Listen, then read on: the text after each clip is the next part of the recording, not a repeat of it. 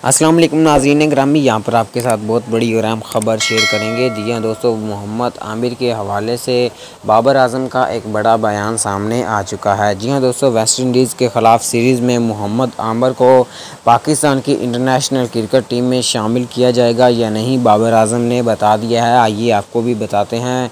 Video में आगे बढ़ने से पहले वीडियो को लाइक कर दें, चैनल को सब्सक्राइब कर दें। जी हाँ दोस्तों, आपको बताता चलूँ कि बाबर आज़म का कहना है कि पीसीबी के साबका चेयरमैन रमीज़ राजा ने इस्तीफ़ा दे दिया है, रिटायरमेंट ले ली है और नए जो पीसीबी के चेयरमैन मुंतखब हुए हैं नजम सेठी, उन्होंने आते ही ऐलान किया है कि मोहम्मद आमिर को पाकिस्तान की इंटरनेशनल क्रिकेट टीम में वापस बुलाया जाए। जी हाँ दोस्तों, मोहम्मद आमिर की Pakistan cricket team international cricket team में वापसी हो चुकी है और मोहम्मद